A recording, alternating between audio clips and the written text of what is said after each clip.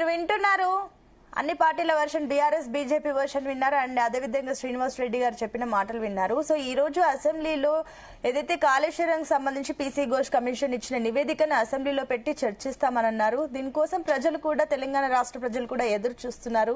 ఎలాంటి తప్పిదాలు జరిగాయి, మీరు ఏ రకంగా దాన్ని ప్రూవ్ చేయబోతున్నారు అనేది కూడా అందరూ వెయిట్ చేస్తున్నారు. కాబట్టి ఏంటి, ఎలాంటి తప్పిదాలు జరిగాయి, ఏ రకంగా ప్రూవ్ చేయబోతున్నారు? అండ్ ఇంకొకటి, ఇందాక శ్రీనివాస్ రెడ్డి గారు ఒక కమెంట్ చేస్తారు, కేవలం కాళేశ్వరం అంటే ఒకటే మేడారం, మేడిగడ్డ, అన్నారం, సుందిల్ల మాత్రమే 3 బ్యారేజీలే కాదు. రవికుమార్ కూడా ఇదే కమెంట్ చేస్తారు. ఈ 3ఏ కాదు, మెగా ఇన్ఫ్రాస్ట్రక్చర్ గురించి అసలు ఈ విచారణలో అసలు ఆ సంస్థకు సంబంధించి మీరు చర్చించడం కానీ ఏమి చేయలేదు. దొంగలనే మళ్ళీ పక్కన పెట్టుకొని ప్రాజెక్ట్ కంటిన్యూ చేస్తున్నారు. అయితే హరీష్ రావు లేదంటే కేసీఆర్ పైన టార్గెట్ చేసి ఇదంతా వెళ్తుంది అన్నట్టు. నిజంగానే కక్ష సాధింపా లేదంటే నిష్పక్షపాతంగా మీరు విచారణ చేశారా? ప్యానెల్ ఉన్న పెద్దలందరికీ నమస్కారం, అదేవిధంగా మీకు ప్రేక్షకులకు నమస్కారం. ముందుగా పీసీ ఘోష్ కమిషన్ వేసిన సమయంలో స్పెసిఫిక్ గా 3 బ్యారేజీల మీదనే 3 బ్యారేజీలకు ఆయన పరిమితం చేయడానికి ఒక కారణం. ఆ 3 బ్యారేజీలలో ముందుగా మేడిగడ్డ కుంగిపోవడం మనం అంతా చూసినాం. దాని తర్వాత సుందిళ్ళకు సంబంధించి కానీ లేకపోతే మిగతా 2 అంటే 3కు సంబంధించినటువంటి లోపాల విషయము మనకు బయటకు వచ్చింది. కాబట్టి ఇమీడియట్ గా ఈ కాళేశ్వరం పేరు కాళేశ్వరం అయినా ఆ 3 మీద పరిమితమయ్యి లోపాలు బయటకు వచ్చిన దృష్ట్యా సో అక్కడ కాన్సన్ట్రేట్ జరిగింది.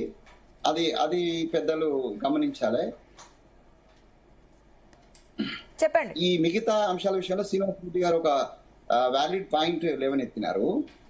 మిగతా అంటే 3కి సంబంధించిన కొంత అయితే అవినీతి ఆరోపణకు సంబంధించి 1,00,000 కోట్ల దానికి సంబంధించిన కొంత ఆరోపణ కాబట్టి ఆరోపణల్లో మిగతా అమౌంట్ అయితే చాలా పెద్ద అమౌంట్ కదా మిగతాకి సంబంధించినటువంటి, దాంట్లో కూడా అవినీతి జరిగింది అనేటువంటిది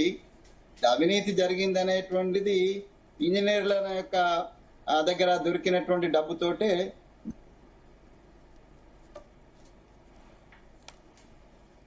వెంకటస్వామి గారు, మీ సిగ్నల్ ఇష్యూ ఉన్నట్టుంది. ఏమండి, మీ సిగ్నల్ ఇష్యూ ఉన్నట్టుందండి. ఒకసారి చూసుకోండి, నేను మళ్ళీ వస్తాను మీ దగ్గరికి. ఒకసారి ఎగ్జిట్ అయ్యి మళ్ళీ ఓకే, ఇప్పుడు చెప్పండి.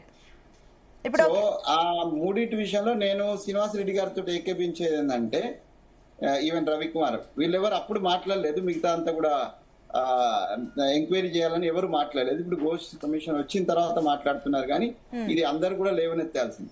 గమ్మత్ ఏంటంటే మెగా కృష్ణారెడ్డికి సంబంధించి కిరణ్ కుమార్ రెడ్డి దానిలో నాకు అంటే సబ్జెక్టివ్ కరెక్షన్, కిరణ్ కుమార్ రెడ్డి టైంలో అతన్ని బ్లాక్ లిస్ట్ లో పెట్టినాను. మరి కేసీఆర్ గారు తెలంగాణకు ద్రోహం చేసిందని బ్లాక్ లిస్ట్ లో పెట్టినటువంటి ఒక కంపెనీని కేసీఆర్ గారు ఏ ఉద్దేశంతో మళ్ళీ కృష్ణారెడ్డి గారికి మెగా కంపెనీకి మొత్తం ఒప్పచెప్పిండో ఒకసారి వాళ్ళ ఆత్మవిమర్శ చేసుకోవాలా. దాని మీద ఎంక్వైరీ, దాని మీద కూడా అంటే మెగా ఇన్ఫ్రాస్ట్రక్చర్ వాళ్ళు చేసినటువంటి దాని మీద ఎంక్వైరీ జరగాల, అవినీతిలో మిగతా భాగం కూడా బయటికి రావాలనేటువంటి శ్రీనివాస్ రెడ్డి గారి వాదన నేను ఎక్కిభవిస్తున్నాను.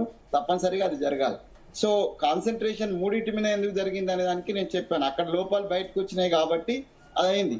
సో మిగతా వాటికి ఎక్స్పాండ్ చేయాలనేటువంటి విషయాన్ని కూడా నేను వారితో సమర్థిస్తూనే నేనేమంటున్నానంటే, దీంట్లో అవినీతి జరిగింది అనేటువంటిది ఇప్పుడు వెంకటరెడ్డి గారు కూడా చెప్పినారు. ఆ ఇంజనీర్ల దగ్గర దొరికినటువంటి డబ్బు సంబంధించినటువంటిది వాళ్ళ దగ్గరనే అంత డబ్బు దొరికితే దాన్ని ఎన్నుకున్నటువంటి కాళేశ్వరరావు గారు, హరీష్ రావు గారి పేరు కాళేశ్వరరావు గారు అని ఆయన పోయిన గవర్నర్ గారు ఆయన పేరు మార్చుకోవాలి, హరీష్ రావు గారు కాదు, ఆయన కాళేశ్వరరావు గారు అని ఆయన పేరు పెట్టాడు. అంటే ఆయనే ఉన్నాడు.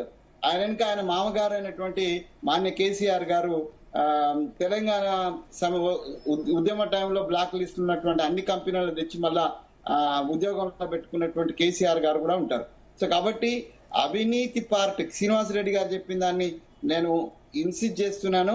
కాంగ్రెస్ పార్టీగా లేదా తెలంగాణ బిడ్డగా, తెలంగాణ ప్రజల సొమ్ముగా నేను ఒక మాట వారిని ఇన్సిస్ట్ చేస్తున్నా. డెఫినెట్ గా ఓవరాల్ అవినీతి పార్టీ మీద కూడా ఇప్పుడు టెక్నికల్ లోపాలు, తర్వాత ఇది ఈ పర్మిషన్స్ ఈ విషయానికి వస్తే అల్టిమేట్ గా ఏం చేస్తారండి, జనరల్ గా కోర్టులు కూడా ఏమైంటాయి, ఈ టెక్నికల్ లోపాలకు ఇంజనీర్లు కారణమని చేతులు దులుపుకునే అవకాశం ఉంది. నేనేమంటే ఇంజనీర్లు ఈ టెక్నికల్ లోపాలు ఒక పార్ట్ అయితే అంతకన్నా పెద్ద పార్ట్ అవినీతి పార్టే. సో టిఆర్ఎస్ కు ఇలా ఇన్ని వేల కోట్ల రూపాయల తోటి టిఆర్ఎస్ పెద్దలంతా టిఆర్ఎస్ నేతలంతా ఏదో రవికుమార్ లాంటి వాళ్ళు లేకపోవచ్చు, కానీ మిగతా వాళ్ళ దగ్గర వేల కోట్లు ఉండడానికి కారణం డెఫినెట్ గా కాళేశ్వరము, లేకపోతే కమిషన్ కాకతీయ, కమిషన్ భగీరథ ఇవన్నిట్లలో ఉన్నాయి. సో ఈ అవినీతి మీద ఎక్కువ ఎక్స్పోజ్ చేయాలి. రెండోది శ్రీనివాసరెడ్డి గారు అన్నట్టుగా ఆరోపణలు ప్రత్యారోపణలకు పరిమితం కావద్దు. రేపు అసెంబ్లీలో చర్చ దాని మీద నిగ్గు తీర్చాల్సిన అవసరం ఉంది. రవికుమార్ గారు అప్పీల్ చేసినట్టుగా, టిఆర్ఎస్ అప్పీల్ చేసినట్టుగా వాళ్ళ మీద మనం ఆరోపణ చేస్తున్నాం కాబట్టి వాళ్ళకు కూడా సఫిషియెంట్ సమయం ఇచ్చి వాళ్ళు ఏం సమాధానం చెప్తారు ఈ అవినీతి అనేటువంటి దాన్ని కూడా తీసుకోవాల్సిందే. అంటే ఒకటి ఇందాక ఇంకో వెంకటస్వామి గారు ఇందాక మీరు ఒక మాట అన్నారు, మెగా ఇన్ఫ్రాస్ట్రక్చర్ గురించి వీటి గురించి విచారణల విషయంలో ఇప్పుడు మాట్లాడుతున్నారు, అసలు ముందే రెస్పాండ్ కావాల్సింది అప్పుడే విచారించేవారు. అంటే ఒకళ్ళు రెస్పాండ్ అప్పుడు మాట్లాడితే గానీ మీరు విచారించారా? అంటే మీకు తెలీదా ఇందులో వీళ్ళు ఇన్వాల్వ్ అయ్యారు వీళ్ళని విచారించాలని? ఎందుకంటే చిన్నపాటి ఇంజనీర్ నుంచి మాజీ సీఎం కేసీఆర్ వరకు అందరినీ విచారించుకుంటూ వెళ్లిన పీసీ ఘోష్ కమిషన్ ఎందుకు ఈ సంస్థ దగ్గర ఆగిపోయింది? నేను ఇందాక చెప్పినారు కదా, ఎలాంటి వాళ్ళకు పరిమితమైంది. ఎందుకు అయింది అని అంటే ఏ 3 చోట్ల ఏదైతే ఎంక్వైరీ జరిగిందో దాంట్లో ఇన్వాల్వ్ అయింది ఎల్ఎన్టీ, రిమైనింగ్ పార్ట్ లో ఉన్నటువంటిది మెగా ఇండస్ట్రీ. నేను మెగా ఇండస్ట్రీ వాళ్ళను ఎక్స్ప్లెయిన్ చేయాలని నేను ఏమంటలేను, వారితో నేను ఏకీపిస్తున్నా, వాళ్ళని కలపాలని. అవినీతి గురించి బయటికి రావాలంటే డెఫినెట్ గా మెగా కూడా ఉండాల్సిందే, మిగతా ప్రాజెక్టు మిగతాకి సంబంధించిన దాన్ని కూడా ఉండాల్సిందే. అంటే ఒప్పుకుంటున్నట్లే వెంకటస్వామి గారు, మీరు ఉండాల్సిందే అని అంటున్నట్లయితే ఒప్పుకుంటున్నట్లే పీసీ ఘోష్ కమిషన్ విషయంలో అక్కడ ఏదైతే వాళ్ళు దాన్ని మెగా ఇండస్ట్రీని పక్కన పెట్టేశారని మీరు ఒప్పుకుంటున్నట్లే.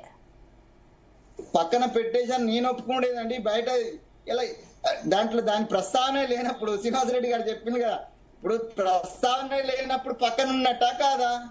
అదే ఎందుకు రాలేదు అనేది కదా ప్రశ్న. ఎందుకు రాలేదు? ఇండస్ట్రీస్ ఇప్పుడు చిన్నపాటి నుంచి మాజీ సీఎం వరకు అందరు ఉన్నప్పుడు ఇండస్ట్రీ ఎందుకు రావట్లేదు? దాని ఎందుకు ప్రస్తావన రాలేదు?